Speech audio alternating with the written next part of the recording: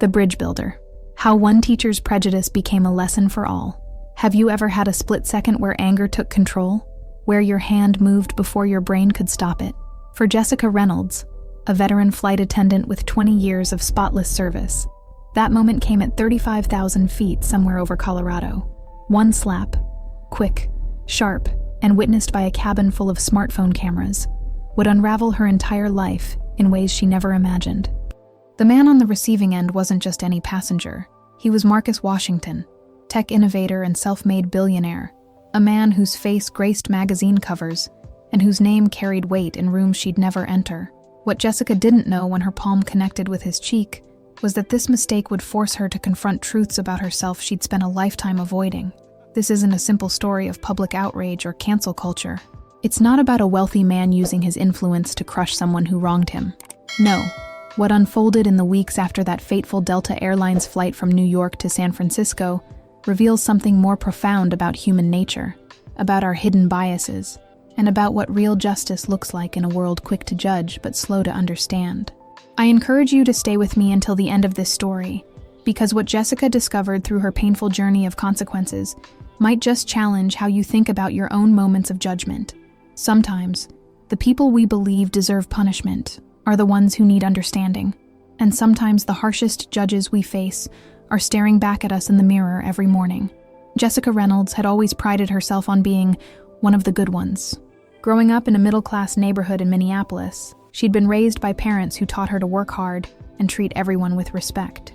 At 43, she'd built what she considered a successful life, a condo she owned outright, a job that allowed her to see the world, and a reputation among colleagues as someone who handled difficult situations with grace. Her friends would have described her as fair-minded and professional, someone who went out of her way to help elderly passengers find their seats and calm anxious flyers with her reassuring smile. But beneath Jessica's polished exterior ran undercurrents she rarely acknowledged. The divorce 6 years earlier had left her bitter about men who wielded power carelessly. Her father's small business had collapsed during the 2008 financial crisis, leaving her with a deep-seated resentment toward the wealthy who seemed to float above the consequences that crushed ordinary people.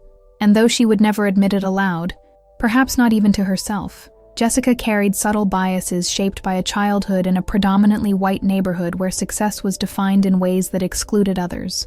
Her coworkers noticed how Jessica's warmth could sometimes cool when dealing with certain passengers, particularly affluent men who carried themselves with the easy confidence of privilege. They think the rules don't apply to them, she'd mutter in the galley after asking someone to stow their oversized luggage or wait for beverage service. What Jessica called holding people accountable was, in reality, often a harsher standard she applied selectively. Her supervisor had spoken to her twice about customer complaints describing her as condescending toward business travelers, warnings Jessica had dismissed as entitled passengers unable to handle being told no. The morning of the incident had begun poorly. Jessica's apartment had been flooded from a burst pipe upstairs, and the insurance company was giving her the runaround. Her mother's health was deteriorating, medical bills mounting. Jessica had picked up extra shifts to help, working 14 days straight before this transcontinental flight. Exhaustion hung on her like a heavy coat as she'd gone through security that morning, her usual resilience worn thin by accumulated stress and too little sleep. Still, she'd maintained her professional demeanor through boarding, her smile fixed in place even as her patience frayed. What Jessica didn't realize was how close to the breaking point she truly was. How the small irritations of the day, a spilled coffee, a passenger complaining about the lack of overhead space, another demanding pre-takeoff champagne, were building pressure behind the dam of her self-control. She didn't recognize how her own unexamined prejudices were coloring her perceptions, making her see demands where there were only requests, entitlement where there was only ordinary human need. Jessica Reynolds, who believed herself the hero of her own story, was about to become the villain in someone else's. Marcus Washington boarded the plane last, having been delayed by a conference call that ran long. At 52, the founder of Washington Innovations had revolutionized renewable energy storage systems, building his company from a garage startup to a billion-dollar enterprise. His recent philanthropic focus had been on technical education for underserved communities, opening pathways to careers in science and engineering for kids who reminded him of himself growing up in South Chicago. Dressed in simple jeans and a worn MIT sweatshirt, he moved down the aisle quietly, nodding apologies to fellow passengers as he made his way to his first-class seat. Jessica noticed him immediately, not because she recognized the face that had appeared in Forbes and Time, but because he was running late, disrupting her carefully orchestrated boarding process. When he politely asked if there might be space for his laptop bag overhead rather than underfoot, Jessica felt that familiar irritation rise.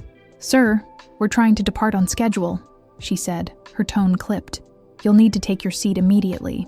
Marcus nodded, attempting to maneuver his bag under the seat, but the space was already occupied by the emergency equipment. "Is there a problem?" Jessica asked, her voice carrying an edge that caused nearby passengers to glance up. "I'm sorry, but there doesn't seem to be space for my bag here," Marcus explained calmly. "I have medication in it that I'll need during the flight." "Is there anywhere else I could store it with access?"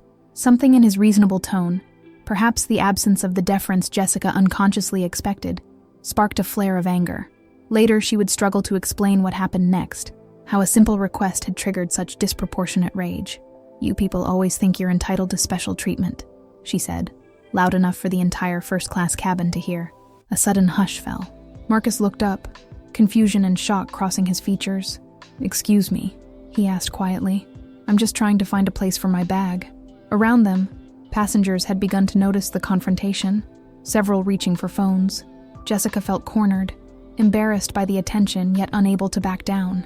The stress of recent weeks, the exhaustion, the financial worries, it all converged in this moment with a man she subconsciously cast as the embodiment of what was wrong with her world. When Marcus reached out to gently move past her toward the call button, Jessica's hand moved of its own accord. The crack of palm against cheek echoed through the cabin, followed by gasps and the distinctive sounds of smartphone cameras capturing the moment. Time seemed to freeze. Jessica's hand hung in the air, her own face a mask of shock at what she'd done. Marcus stood motionless, his cheek reddening, eyes wide with disbelief. Then reality crashed back. "I need a supervisor," he said quietly to another flight attendant who had rushed forward. Within minutes, Jessica was being escorted off the plane, her career imploding with each step toward the jetway. Behind her, social media was already lighting up with videos titled "Racist Flight Attendant Assaults Black Passenger," her face and name about to become synonymous with a moment of inexcusable violence she couldn't take back. The airline suspended Jessica immediately, escorting her from the airport with security personnel as videos of the incident began going viral. In the backseat of the rideshare to her condo, Jessica's phone exploded with notifications, texts from shocked coworkers, calls from her supervisor, alerts from social media platforms she rarely used. Her hands shook as she tried to make sense of what had happened. "He was being difficult," she whispered to herself, the first tremors of denial rising to protect her self-image. He wasn't following procedure. Anyone would have been frustrated. But even as the justifications formed on her lips, the image of her hand striking Marcus's face replayed mercilessly in her mind. By evening, Jessica had pulled the blinds and disconnected her phone. CNN was running the story. Her personnel photo displayed beside footage captured from 3 different angles. The comment sections on news sites overflowed with outrage, calls for her termination, demands for criminal charges. Reporters had somehow found her address, and a small group of protesters gathered outside her building, their signs visible from her window. Jessica poured herself a generous glass of wine, then another. "They don't understand the pressure we're under," she told her reflection in the bathroom mirror. "They didn't see what happened before. The video doesn't show the whole story." When her sister called from a new number Jessica didn't recognize, the conversation quickly turned heated. "Jess, what were you thinking? Do you realize what you've done?" The concern in Catherine's voice only fueled Jessica's defensive spiral. "He was being entitled, Kat. You weren't there. Everyone's so quick to judge without knowing the circumstances." Her sister's pause spoke volumes. "Those circumstances include you calling a black man you people, and then slapping him, Jess. On camera. There's no context that makes that okay." Jessica hung up, unable to face the truth in her sister's words, preferring the comfort of her own distorted narrative. The airline's HR department contacted her for a statement the following day. Jessica spent hours crafting what she believed was a reasonable explanation. The passenger had been disruptive. She'd felt threatened. Her actions were a reflexive response to protect herself. The HR representative's tone remained professional, but cool as she read her statement aloud. "Ms. Reynolds, we have statements from 17 passengers and 3 crew members. None corroborate your version of events." Jessica felt panic rising. "Well, they didn't see everything," she insisted. People are just jumping on the bandwagon because of all the political correctness these days. When the official termination came 3 days later, along with a notification that Marcus Washington had filed both civil and criminal charges, Jessica's denial hardened into righteous indignation. She joined anonymous online forums where she could vent without judgment, finding communities that reinforced her victim narrative. "The world's gone mad," strangers assured her. "You can't even do your job anymore without walking on eggshells." These virtual echo chambers provided temporary comfort, allowing Jessica to externalize blame rather than confront the ugliness of her actions and the beliefs that underpinned them. It was easier to see herself as a casualty of cancel culture than to recognize the real victim of her behavior. 2 weeks after the incident, Jessica's life had become unrecognizable. Her 20-year career was over, her professional reputation destroyed. The airline had issued a public apology to Marcus Washington, distancing themselves from her inexcusable behavior. Former colleagues she'd considered friends stopped returning her calls. Her face had become a meme, her name a hashtag associated with privilege and racism. The mortgage payment on her condo was due, but her bank account was dwindling, and job applications went unanswered as potential employers recognized her from the news. The isolation crushed her more than the financial anxiety, the sense that she had become an untouchable overnight. The legal consequences mounted with alarming speed. The district attorney's office charged her with misdemeanor assault and battery, with potential hate crime enhancements being considered. Her court-appointed attorney recommended a plea deal, explaining bluntly that the video evidence left little room for defense. Civil proceedings moved forward simultaneously, with Marcus Washington's legal team seeking damages for emotional distress and defamation of character. Jessica's savings, meant for her retirement, were rapidly depleted by retainers and legal fees. The future she had carefully planned crumbled like sand between her fingers. Perhaps most painful was her mother's reaction. Eleanor Reynolds had raised Jessica to believe in treating people with dignity, regardless of their background. Now confined to a hospital bed with advancing Parkinson's, she watched the footage on a nurse's phone with tears streaming down her face. "I don't recognize the woman in that video," she told Jessica during a strained visit. "That's not how we raised you." The disappointment in her mother's eyes cut deeper than any court judgment could. Jessica left the hospital that day with her mother's words echoing. "The question isn't what he did to deserve this, Jessica. It's what happened to you that made you capable of it." As weeks passed, Jessica's initial defiance gave way to creeping depression. She stopped leaving her apartment, ordering groceries online to avoid the stares and whispers. Sleep became elusive, chased away by anxiety and shame that grew harder to ignore. One night, scrolling mindlessly through social media on a burner account, she came across an interview with Marcus Washington. Unlike the monster her mind had created to justify her behavior, he spoke with measured compassion about the incident. "I don't want this woman's life destroyed," he said, "but I do want accountability, and I hope she takes the opportunity to reflect on why this happened." The words lodged in Jessica's chest like a physical weight. Alone in her darkened living room, the carefully constructed narrative she'd built began to crack. For the first time, she allowed herself to watch the complete footage without looking away, without the protective filter of her own justifications. She saw her face contort with an ugliness she'd never acknowledged, heard the disdain in her voice when she said, "You people." The expression on Marcus's face after the slap, not anger, but a profound sadness, broke something open inside her. Jessica Reynolds, who had spent weeks telling herself she was the victim, finally confronted an unbearable truth. She had become exactly what she claimed to despise, someone who judged others based on appearance and wielded what little power she had without thought to the consequences. The community service assignment came as part of her plea agreement, 400 hours at the Washington Foundation's Technical Education Center in one of Minneapolis's historically black neighborhoods. Jessica had almost rejected the offer, pride bristling at what felt like deliberate humiliation. Only her attorney's blunt assessment of the alternative, potential jail time and a permanent criminal record, convinced her to accept. On her first day, she arrived with defensive walls firmly in place, expecting hostility and prepared to endure whatever punishment this represented. Instead, she met Diane Jackson, the center's 65-year-old director, whose penetrating gaze seemed to see right through Jessica's carefully maintained facade. "You think you're here to be punished," Diane observed during their orientation meeting, her voice matter-of-fact rather than accusatory. "That's not why Mr. Washington suggested this arrangement." Jessica couldn't hide her surprise.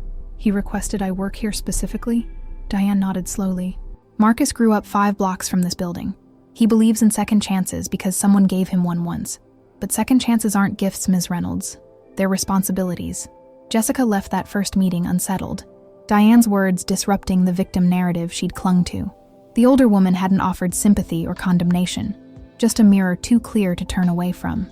Assigned to administrative duties away from students, Jessica spent her first weeks cataloging equipment and organizing supply closets. During lunch breaks, she sat alone, feeling the weight of curious glances from staff who clearly recognized her.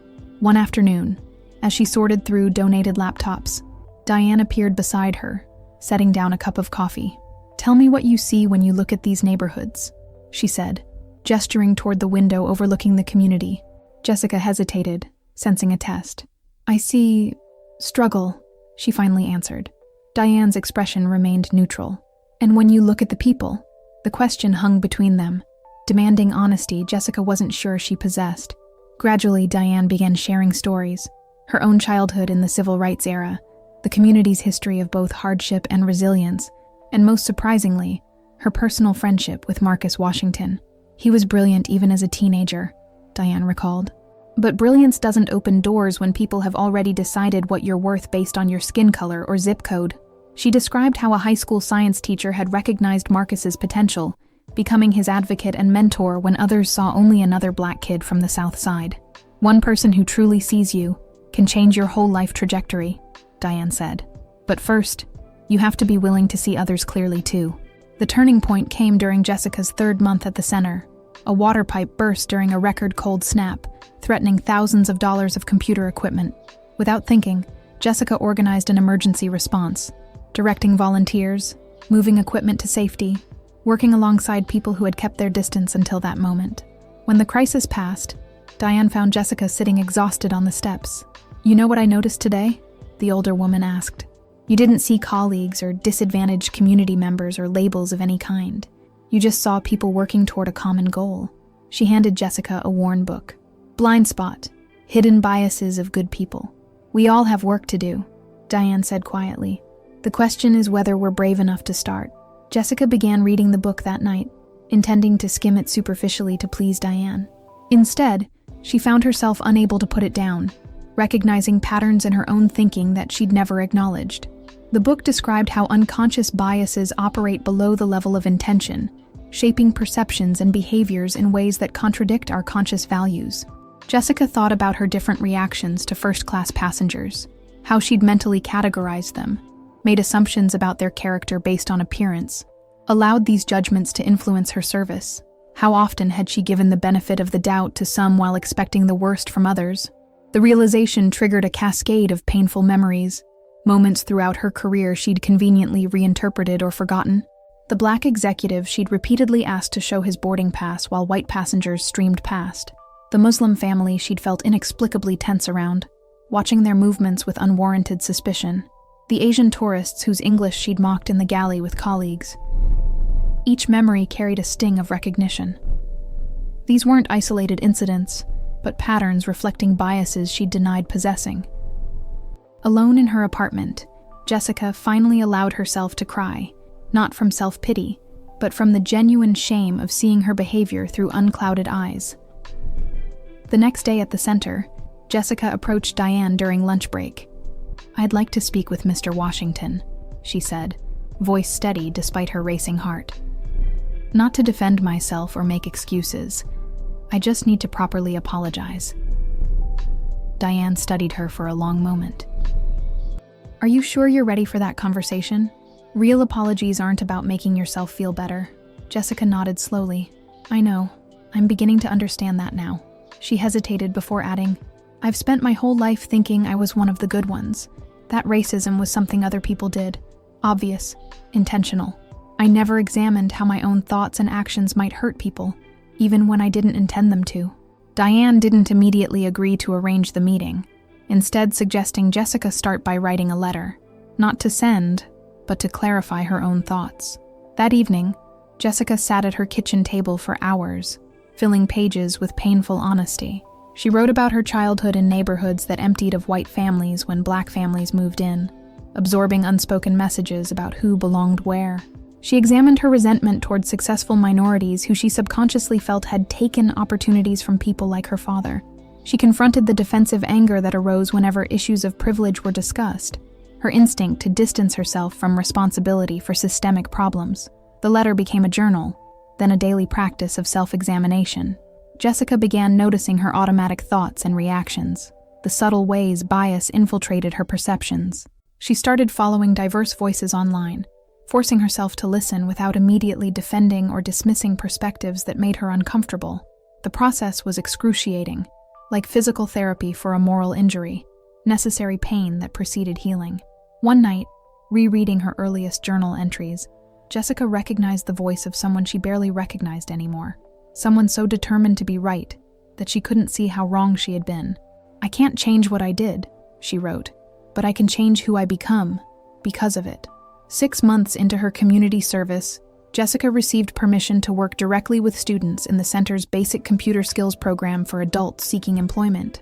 Teaching came with a steep learning curve, not just in conveying technical concepts, but in adapting to diverse learning styles and needs. Her first class included elderly residents struggling with technology, recent immigrants with limited English, and formerly incarcerated individuals working to re-enter the workforce. Jessica found herself humbled by their determination and resilience in the face of obstacles she'd never had to consider. When a Somali grandmother mastered email after weeks of patient practice, her joy brought tears to Jessica's eyes. Jessica began arriving early and staying late, developing supplemental materials for students who needed extra support. She used her airline connections to arrange donations of retired tablets and laptops, establishing a lending library for students without home access.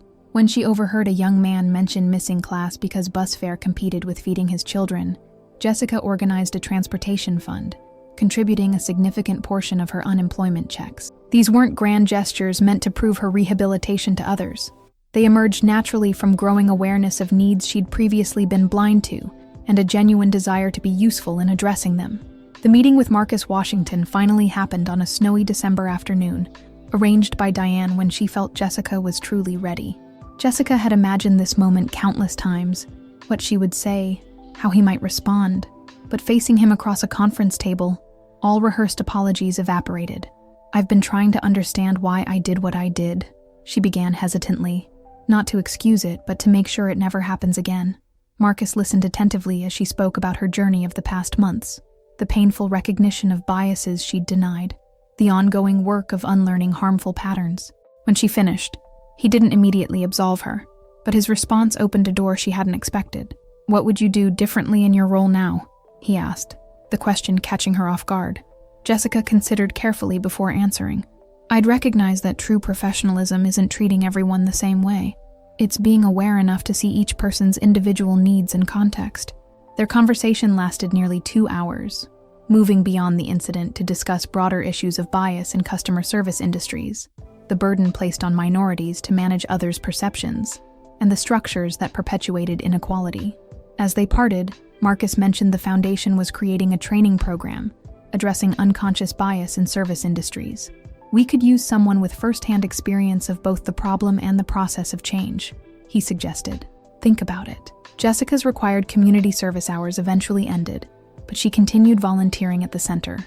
The lawsuit was settled with terms that included Jessica's participation in creating anti-bias training materials based on her experience. Though some former colleagues still kept their distance, she gradually rebuilt connections, not by defending her past actions, but by demonstrating through consistent behavior the depth of her transformation. When a local news program ran a follow-up story on the slap that went viral, they highlighted not just the incident, but the unexpected partnership that had emerged from it. Jessica and the Washington Foundation, developing resources that would help others recognize and address their own blind spots before they led to similar mistakes. 1 year after the incident, Jessica stood before a room of airline industry professionals, her hands steady as she adjusted the microphone. The conference on Building Inclusive Customer Service Cultures had drawn representatives from major carriers across the country. As the co-presenter with Marcus Washington, she wasn't there as a cautionary tale, but as a collaborator with valuable insights into how unconscious bias manifests in high-pressure service environments. "I'm not here to claim I've completed some journey or achieved perfect understanding," she began. What I can share is what happens when we fail to examine the filters through which we view our customers and colleagues, and the difficult but transformative process of removing those filters. The training program they'd developed had already been implemented at 3 major airlines, with promising early feedback. It differed from standard diversity initiatives by focusing on practical scenarios, honest reflection, and ongoing personal work, rather than one-time compliance exercises. Jessica shared anonymized journal entries from her earliest days of self-examination, vulnerable enough to show her initial defensiveness and gradual awakening. When participants broke into discussion groups, she moved between tables, listening more than speaking, no longer assuming her perspective was the definitive one, or that her experience was universal. In her personal life, Jessica had made equally significant changes. She'd moved to a more diverse neighborhood, joined a community garden where she worked alongside neighbors from various backgrounds, and enrolled in courses at the local community college, expanding her understanding of American history beyond the limited perspective she'd been taught. Her mother, whose health had stabilized, often remarked on the change in her daughter, not just in her words, but in her presence, the way she moved through the world with greater awareness and humility. "You found yourself by seeing others," Eleanor observed during a Sunday visit, reaching for Jessica's hand across the kitchen table. The relationships Jessica built through her work at the center evolved from cautious professional interactions to genuine connections. She celebrated when students found jobs, attended graduation ceremonies, and became a dependable presence in a community she once would have avoided, though she still made mistakes, assumptions she needed to correct, phrases she had to reconsider. She'd developed the habit of receiving feedback with gratitude rather than defensiveness. "Growth isn't about achieving perfection," Diane had told her once. "It's about becoming someone who can acknowledge imperfection without being destroyed by it." As Jessica prepared for the final section of the day's training, Marcus joined her at the podium. Their unlikely partnership had become a powerful testimony to what reconciliation could look like when both justice and growth were prioritized.